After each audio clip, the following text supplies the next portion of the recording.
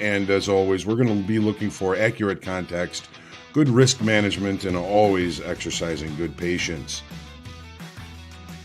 Everybody who's traded has gone through periods of time where their strategy hasn't worked. Where if not a hard stop, you should reevaluate the trades you're in based on time. That's what we're here for, is to put ourselves in the best success. A trading routine does that, builds that habit, lets you know what to work on, what to reflect on, and what to improve on the next day.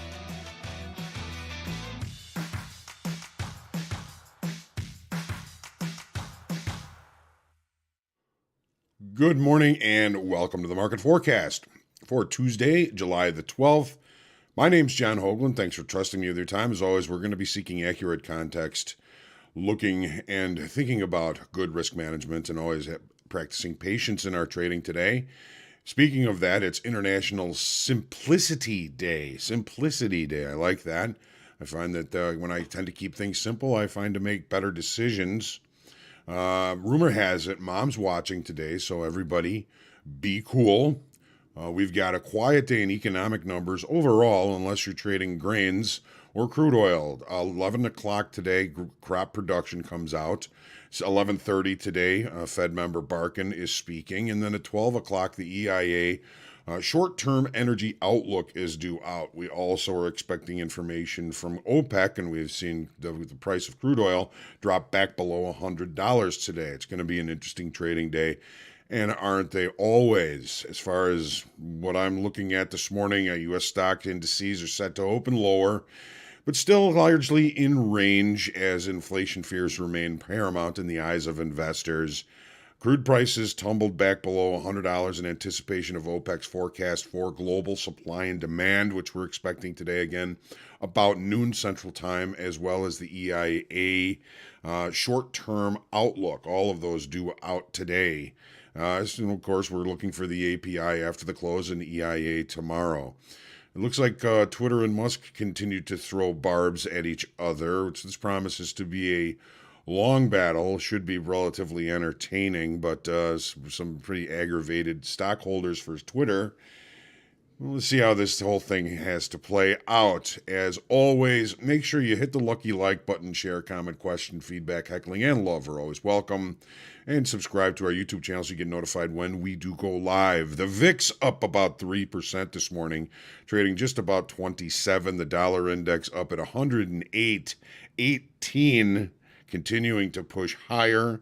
The euro traded almost to parity last night. We're going to see that in the charts this morning. And the yield on the 10-year slipping a little bit lower at 2.92% last I checked. It is Tuesday. We are going to have Make Hoag Money today. Just sent that into the link so you can see that you can get signed up for Make Hoag Money. Looking for an interesting morning here. And then as well as that at 12:30 today, we're going to be having the Top Step Strategy class again. I thought it was a great class yesterday. A lot of good participation, a lot of good questions, a lot of folks there. It is our goal to see as many people succeed at this as we can, and we look forward to seeing you there as well. Again, that's at 12:30. Good morning, everybody. I've got a new name here, George Duque or Duke. Good morning to you. Welcome to the Market Forecast. If it's your first trip here, Tachyon, good morning. George, you win the prize, by the way. Theo, good morning. Shaw Cunningham, good morning. James, good afternoon. Scott Saw, Andy Concord, my brother Rick is here. Love you, buddy. Rob T, Manuel Caesar, Nikolai. Good morning to you, beautiful people, as well. Patrick, Dimitar, Kevin Scott, good to see you. Tachyon, just talking about a couple of things he did last night. Kevin, in answering your question, to read it, is when determining gain or loss in open interest, do you view the prior day open interest totals, or do you view the prior day open interest only for the contract that you are trading? I always collect the total open interest. It's not as important in markets like the E-mini S&Ps because it rolls over every 3 months, and the vast majority, unless it's in rollover of open interest, is in the front month. But if you're trading a product like crude oil, Crude oil has open interest 10 years out. It's a very thick market all the way out. It's a very hedged market. There's a lot of open interest 5-10 years into the future. So that's why I make sure and I collect the total open interest and the total volume. I think you get a more clear picture that way. Although in rollover, I don't think we ever really get a clear picture. Good morning, Terry King, Spencer, Dead Letter Opener. Good morning, Frederico, Bill Phillips, Dan Trader, Alfred. Good to see you. Vince, my guy. Good to see you. Taurus, Charles March, Rob Crust. Good morning, Sarah. Good morning. Prayers and love to you as well. Three Lions Insight. Good to see you. Dead Letter Opener. Grim Reaper Trader. Oh no, got killed yesterday. How do you see a potential sell-off in Nasdaq had yesterday? Well, we have to take a look at that, Grim Reaper. We'll see what we're looking at this morning. Sorry if you didn't have a good day yesterday, but you're here today, and that's the most important part. You always want to make sure and trade for tomorrow. Chilling with Dylan, Brian, Orion. Good to see you, or Orion, however you say it. I grew up listening to Orion Samuelson on WGN. He was the agricultural guy. Very nice guy. Friend of my dad's. So Orion or Orion, however you pronounce it. Stefan, good to see you. Dan Trader, JD, good to see you. Denise, good to see you. Ron, good to see you at Trading Research. Glorious morning here in northern Indiana, southern Michigan. It's a beautiful day here in northern Illinois as well. DA, Isaac, William, Dr. VJ, good morning. Mr. Rudder, good to see you. Good to see you. Apparently you may be in Mexico. Hope you're enjoying yourself. Glitter Sandwich, good morning. James Mitchell, Jerry is awake. Hopefully John is too. You got it. Okay. You're right. All right. So it is Make Hogue Money Day today. So we're going to jump quickly into the charts. We're going to take a look at what we see, and we're going to be prepared for Make Hogue Money. That's going to start just about 8:20. So let's get into the charts and see what we are seeing. So let's start with the daily in crude oil. Good morning, Joe. Good morning, Lubos. All right, let's take a look. Whoa, hang on here. I got things a little haywire. Okay, now we're ready. Let's check it out. So this is the S&Ps. The daily, of course. We always start with the daily. I'm getting my glasses here. Good morning, Andrew. So we had some pretty low New York Stock Exchange volume yesterday. It was like 3.4 billion contracts, which has been considerably lower than especially before I left on vacation. So it looks like a big jump lower. I don't think it's necessarily that stark, but the market is largely range bound. 38.44 is the 20% level, and it seems to be presenting an opportunity in the 30-minute chart, which we're going to see shortly here. I don't really think it's that important. We're pretty centrally located inside last week's range. That's really kind of my focus for the extremes of the day today, or of the extremes of the balance that we're currently in. Yesterday we had a B-shaped profile, which indicates long liquidation, which is substantiated by a loss of approximately 5,200 in open interest. Again, central in range, last week's high, last week's low. Approximately those levels are, the low is 37.44, the high from last week exactly is 39.22. Anything in the middle is largely going to be short time frame controlled, or controlled by traders that are positioning or hedging for the CPI number tomorrow and the PPI number on Thursday. We have some some important inflationary information, and that's really what the focus seems to be on in these markets at this time.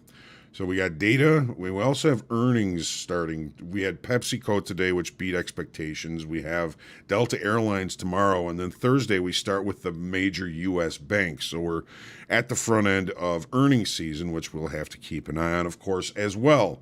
Kind of hard to keep things simple when there's so much coming at us. And that's why I think it's so important to remember to be really focused on what you're seeing in the markets, not what we're thinking and hearing in the markets. The talking heads have all this power to change people's minds, and I find many times that the talking heads can be as wrong as everybody else. So make your own decisions.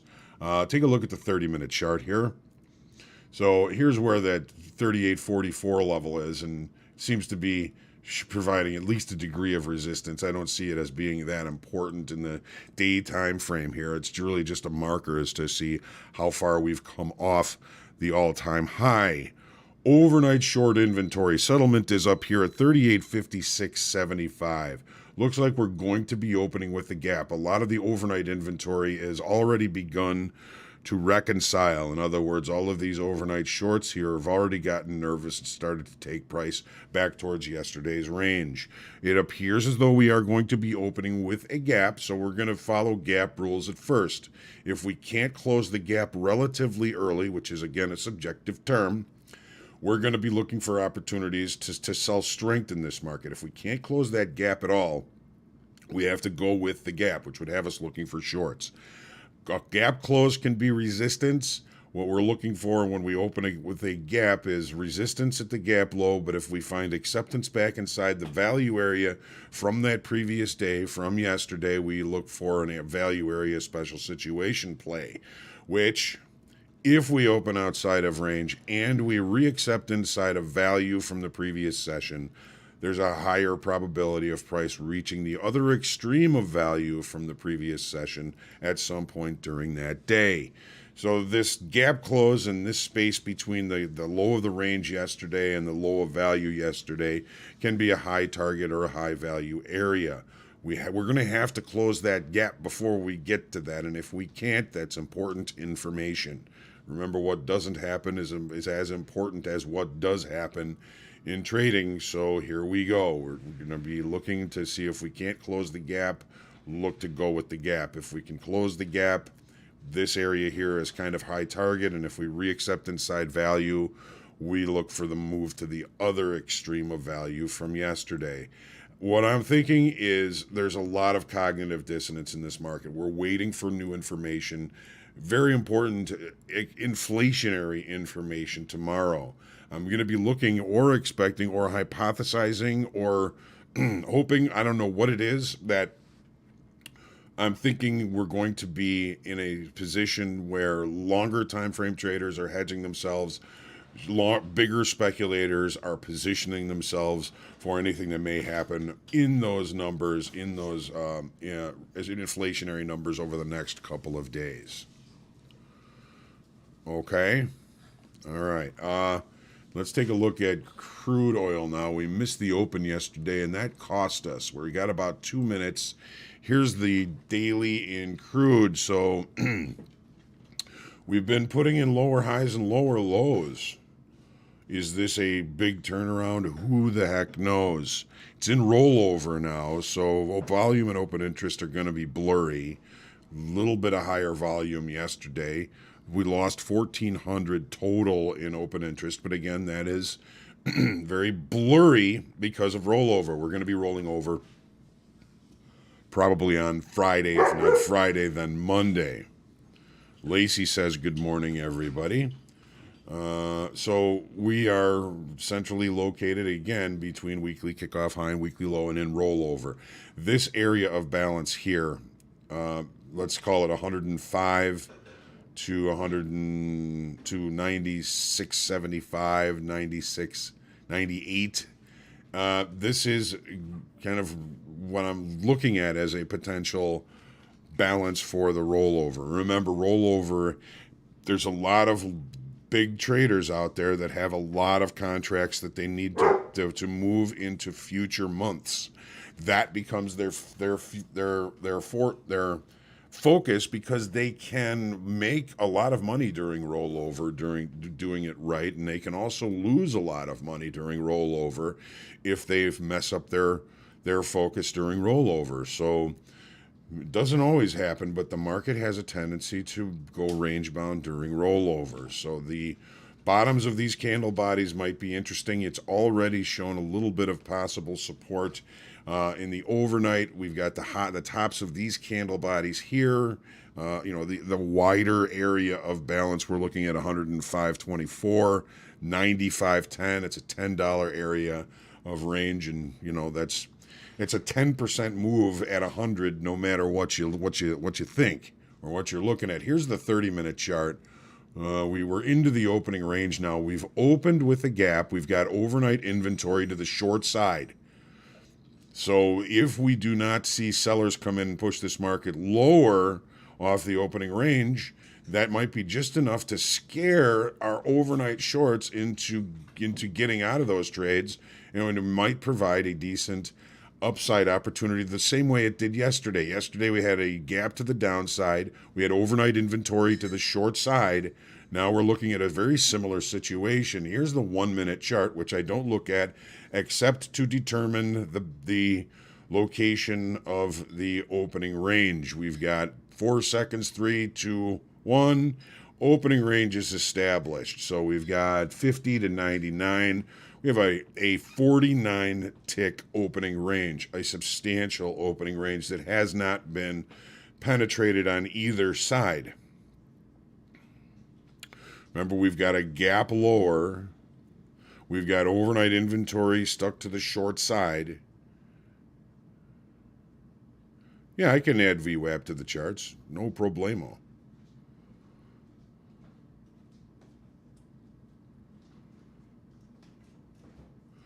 Here we go. So yesterday we had a pretty big 100-point move basically right off the opening range. Doesn't look like there's a lot of confidence in this open here in crude oil. So we're going to go back to the 30, finish what we were discussing here. Opening range trade, we don't know. Gap rules. Again, we can't close the gap relatively early, and I apologize, relatively early is a subjective term. We look to trade in the direction of the gap. Again, we have another potential special situation play.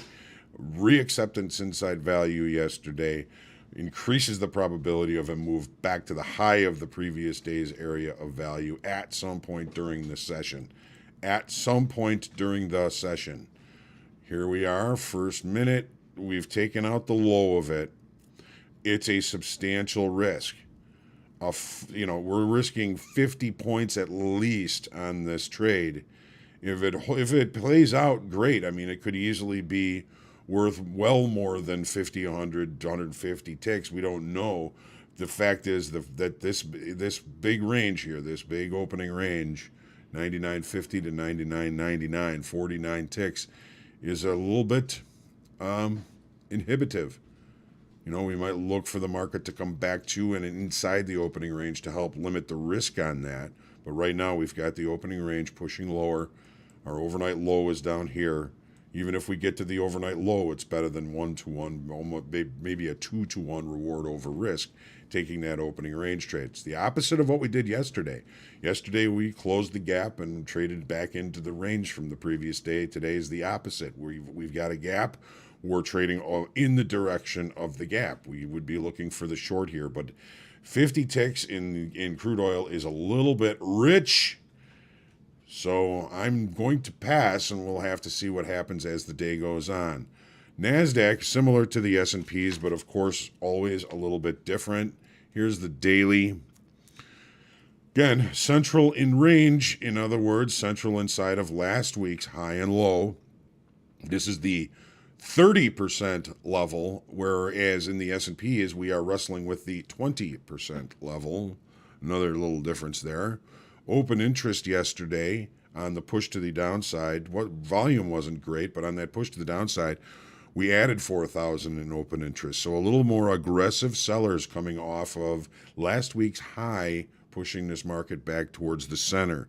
The balance range we're looking at as far as last week's high and low, we're looking at 12,211 at the top, 11,389 at the bottom, and we're right in the middle of it. So looking at this as short time frame control and longer time frame traders hedging and positioning for what might happen tomorrow morning. I think with the CPI and PPI, there's so much focus on inflation right now. These are going to be some pretty big numbers.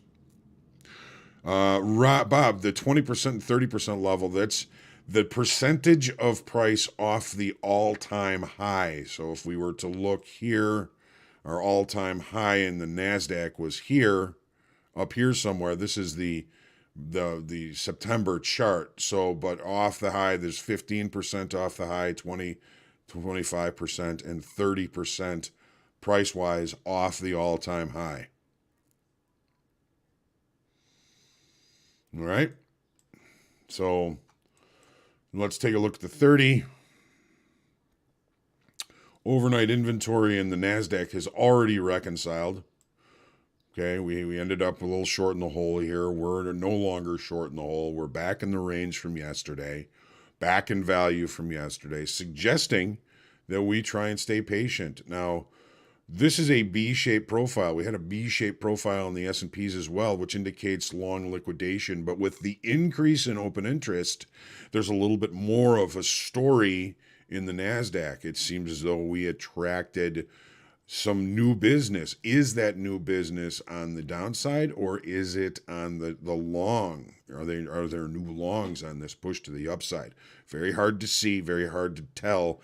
But it tells me I'm going to be very patient because we're in range and we're in value. You know, this is a different story. Here's the S&P 30-minute chart.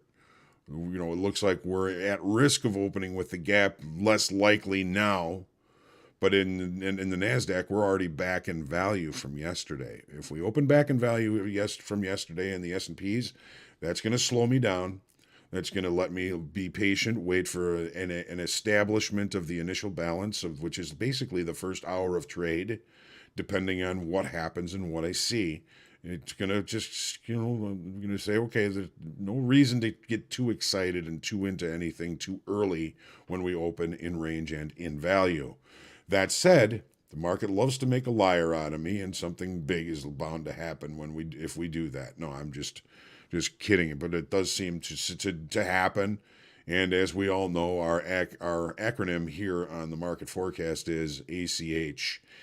Anything can happen. There's also another acronym I like to mention once in a while called CYA. Cover your ass. Make sure you're using stops. All right. This is the gold 2 weeks till rollover. We will roll all the way from the August contract to the December contract by the end of July. Seems kind of strange, doesn't it? Not really affecting, I don't think, the market here just too much. Although we did see a pretty strange change in open interest in gold yesterday. Overall, we added 18,000 contracts in gold yesterday. 31,000 positive in the December contract. So we're already seeing an increase in open interest in the future front month. We lost about 13,000 in the August contract. So overall, we added 31,000 in December. I find that to be very interesting as we come into rollover. Lots of interest already in that December contract. What does it mean? Well, we're still kind of range bound here. We set our range as last week's high and low. So we're testing last week's low.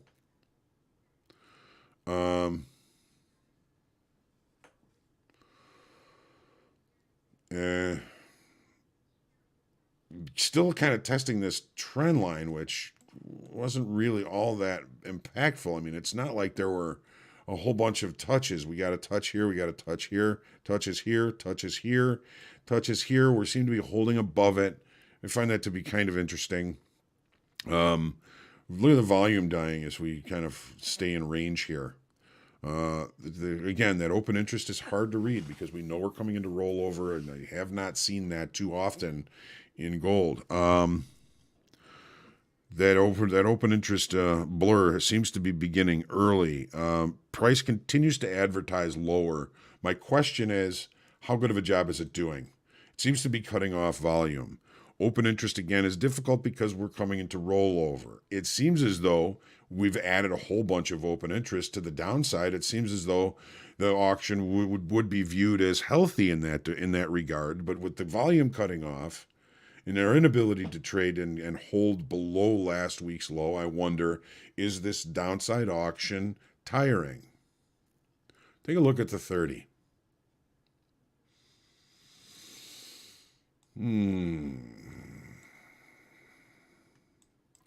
So last Wednesday's big dive to the downside, range bound, range bound, range bound.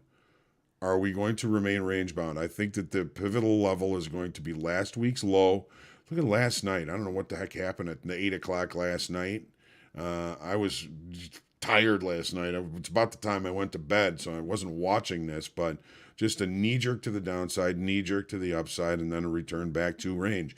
We don't really have any overnight inventory in gold this morning.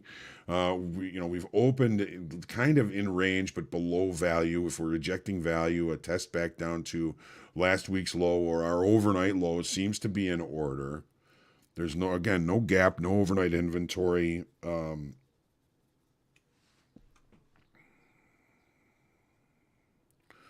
My interest really, I think, is going to be focused on last week's low, overnight low, and overnight high. Anything in the middle, I'm going to be really cautious about. Euro, par with the dollar. Haven't seen that in 20 years. So this is almost trading to parity in the CME futures contract. Looks like we're building up some volume relatively early here, as we should. We've seen volume slowing on the way down here, but this is an important level that we're at here. That $1 big fat round number. Open interest. We added 6,900 in open interest on this push to the downside yesterday. Sellers are still coming into this market, although albeit with a little lower volume. 30-minute chart. So we had some relatively substantial overnight inventory that has since been reconciled. We do not have a gap. We have an important inflection level in the weekly kickoff low here, which is 101.20. We tested back to it on our adjustment of inventory. No sign of real acceptance back inside value here just yet. This area here is so rich as a level to look for an execution or an exit. We've got value low from yesterday. We've got settlement from yesterday, which, by the way, is 101.12. We've got point of control yesterday. We've got weekly kickoff low, and we've got last week's high, all in this area. This is a high target area. There's going to be some big fish there. The question is which side of the boat to fish off of. And I remind you, you don't want to risk too much. You want to look for opportunities that offer the opportunity to limit risk. You can let the fish take your worm. You don't want the fish taking your rod and reel. So it's going to be an interesting opportunity, even to learn something about markets. If we don't trade the euro, it's something to keep an eye on today to see how this day resolves. The 10-year is the 30. We talked yesterday morning about a potential breakout of a bull flag here. Volume had been slowing. We added 10,000 in open interest on the breakout above that trend line on that bull flag. I'm still not convinced that it's a true bull flag, but it seems to be bringing buyers in after the breakout. Anyway, nothing tremendous or with too much looking for too much momentum here, but we do have a gap, and we've been unable to close that gap. Looks to me like this market wants to continue this move higher. Here's the top of that bull flag we were talking about, a move to a weekly kickoff high, which is 119.08. Seems logical almost. I have to see. Now, to the natural gas. This natural gas has been a beast lately. Kind of a spinning top here. Volume was a little higher. We added 3,800 in open interest on an up day. My question is that open interest increasing longs or increasing shorts when we look at the way the day traded yesterday? We're still in medium time frame balance. We're in short time frame upside structure. Take a look at the 30. So we added 3,800 in open interest. The market opened and pushed lower throughout the entire day, even though the range in value for the entire session was higher. My question is, I'm thinking we added shorts yesterday instead of adding new longs. Adding new longs, I would look for the market to continue the push to the upside. This looks more to me like new shorts coming into the market, which adds buying power to the marketplace. We didn't have any real overnight inventory. The market has pushed higher. We've got weekly kickoff higher just above to offer a potential small risk. Weekly kickoff high is 683. Coming off of that already, rejecting above value, rejecting above price, coming back into value. Let's see here, 8 o'clock. 8 o'clock. So we opened in range. Potential for reacceptance inside value could push us back to value low, which takes us back to last week's high. Oh my goodness. What to do, what to do, what to do. So Rick, I will put that on the charts, that VWAP. I know a lot of folks like to look at VWAP. It's a pretty useful tool.